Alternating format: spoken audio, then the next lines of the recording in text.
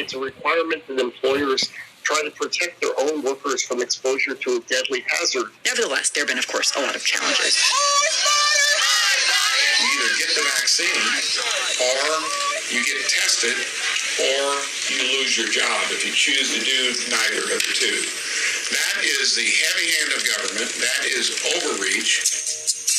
So challenges brought by employers, by religious organizations, by a bunch of Republican states, and they have argued that the federal government didn't have the authority to issue this policy at all. So that's the first case. The second case is a little bit narrower. Basically, it involves an HHS policy that requires workers at healthcare facilities that receive federal money to get vaccinated. I don't know what kind of pandemic it is. They're firing nurses who are willing to work. More decrees are coming down the pipeline. Doesn't make sense to me. There's a religious and medical exception to this as well, but this one doesn't have the kind of menu of options. If you work in a healthcare facility that gets federal money, you got to get vaccinated unless you have a religious or medical exemption. And a bunch of challenges were brought to that policy too. So those two cases will both be heard by the Supreme Court this morning. Well, what happens if the Supreme Court just says religious? No? I think that when President Biden came out and said this is going to be the law of the land, big companies have to get their people vaccinated or at least tested, everyone was like, "Wow, that's big," but I guess that's the rule. What happens if the Supreme Court says, no, you don't actually have the authority? Well, so these are technically just requests to either reinstate or to enjoin the policy while additional litigation proceeds. So it's not necessarily the kind of ultimate legality of the policies that the Supreme Court is going to weigh in on after it hears arguments today. But of course, time is of the essence with a policy like this. Right. So if the Supreme Court says, we're not going to let you implement this policy right now, maybe 6 months from now after the cases have been fully litigated, hopefully they won't be necessary by that point. Like, what's the waiting around for a year? Right. So it really matters what the Supreme Court rules here, even though they're technically, these cases are in an emergency posture. But yes, despite the fact that these policies do seem to me to be extremely well-grounded in the law, there is a chance that a very conservative Supreme Court that is skeptical of federal power could find some fault with one or both of these policies. Remember, this is the court that struck down the CDC eviction moratorium, so it has encountered COVID policies before and found them wanting, right, in terms of their legal soundness. So I wouldn't rule out the possibility the Supreme Court, sees a problem with one or both of these policies. And, the federal government says these policies will save hundreds or thousands of lives every month. So the government says the stakes here are really high, but the Supreme Court is going to have the last word. All right, Kate Shaw, thank you so much. Thank you, Brett.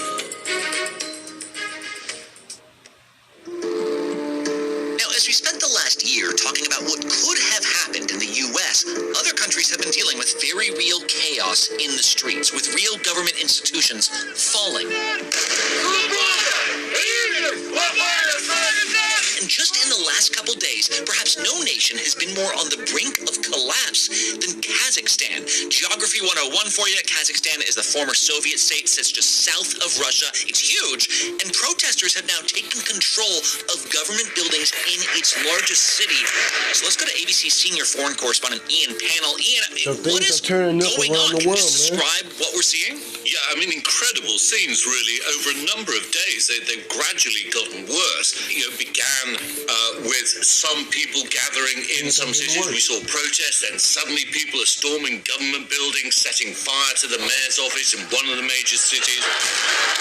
We've seen gun battles on the street, people surrounding police stations, forcing the police to surrender, taking weapons, storming the airport, setting fire to property, looting. Suddenly you've got these scenes of chaos. But it all began very simply over a hike in gas prices. Gas, especially this particular type of gas, is used to power a lot of domestic cars, vehicles in Kazakhstan. They doubled prices overnight in some parts. That brought people out onto the streets. But this is about so much more. This country has essentially been overshadowed by the same man, Sultan Nazarbayev, for 30 years, since apparently they became independent from the USSR. It's an authoritarian dictatorship. Freedom is very limited, and people have had enough. The root of the problem that we don't have any political changes for 30 years. They've had enough of the cronyism. They've had enough of the corruption. They've had enough of the political stagnation. And this is a super wealthy country. It sits on huge oil and gas reserves, and the people are quite rightly, perhaps, asking, where's my share? Well, is that what makes it such a big deal to the entire region? Because I get why this is a big deal to Kazakhs, of course, but this seems to have caught the attention of leaders throughout the region, throughout the world. Is it the oil and the gas? Is that why? What is it? Yeah, that sounds like a familiar argument, right? I think it's about more than that. To the north is Russia. To the east is China. And if you happen to be an authoritarian leader, the last thing you need are democratic protests taking place on your doorstep. Now, not all of them have been democratic. Some of them have been violent. But a lot of them have also been peaceful, calling for political reform, democratic change, and you really can't allow that to be successful. We saw the same playbook being used in Belarus. And so the president of Kazakhstan basically appealed to Moscow, Belarus, a bunch of countries around that area who are all part of this security alliance, and said, I need help. Оказать помощь Казахстану в преодолении этой террористической угрозы. And really, within a matter of hours of the Kremlin saying nobody else should interfere, it was sending paratroopers who were already there on the ground. Kyrgyzstan. Wait, you're saying Russia has its own soldiers now inside Kazakhstan's borders, you're saying? Yeah, Russian paratroopers took off from Moscow. They're already down there near the largest city, Almaty, and they are out on the ground. That is remarkable. Although Russia has interfered militarily in other countries like Ukraine, which we've spoken about, this is the first time that it's really come to the rescue of the host government, the president, if you like, the institutions of the government of a country that used to be part of the USSR. The people in many parts of this region have had enough, but the leaders aren't ready to give way. Это преступление, за которым может последовать наказание. We've seen horrific scenes of violence, dozens of protesters killed, at least 12 police officers also killed, and there's a real danger that this could get even bloodier, even more dangerous. This isn't just a problem for Vladimir Putin and his neighbors, it's also a problem for Joe Biden, who's already having to deal with the headache of Ukraine. Exactly. What do you do? Do you support protesters who are out on the streets and using violence just after the anniversary of the January the 6th insurrection?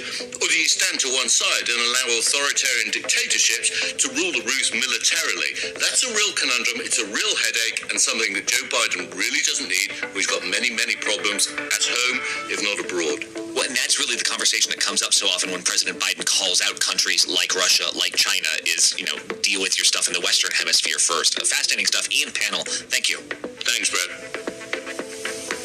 So it is turmoil. Things are getting crazy. And one last thing. How's your New Year's resolution going? We've all had a week to hit the... Things are getting crazy.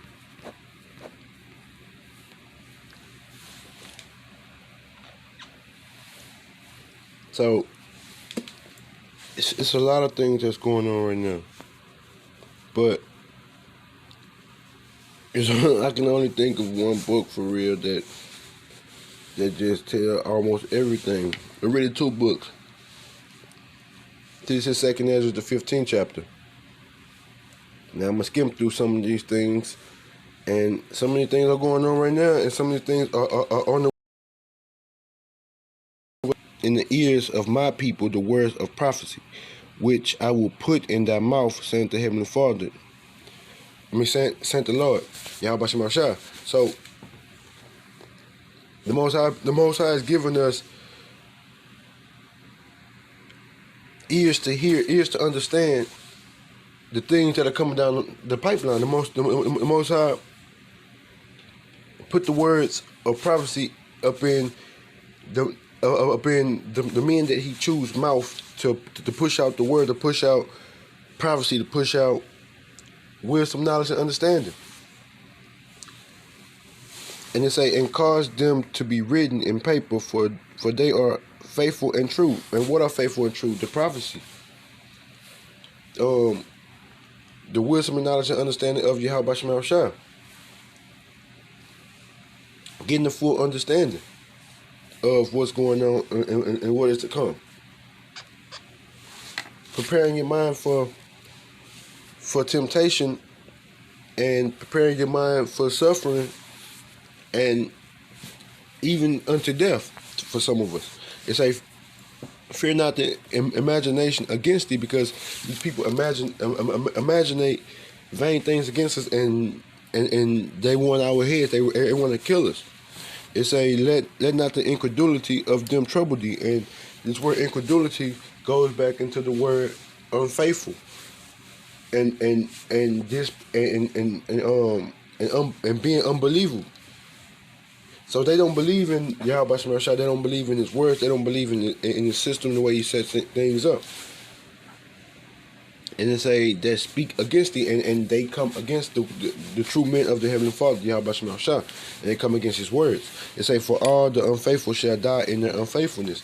And that's the ultimate destination for you 2/3 and for you other nations, the ones that goes against the Heavenly Father and his Son.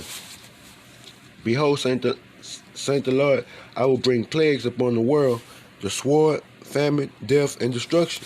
And that's what we are seeing today. We are seeing a lot of that today. We are seeing a lot of famine, which is a famine of food, supplies, resources. And pretty soon, this word will become a famine to the masses, to the people that are out there. A lot of death been going on, and destruction, because these people are starting to wake up and starting to see the wicked for who he is on the earth, which is the so-called Edomites. Which are the so-called white people, which are the Edomites according to the scriptures.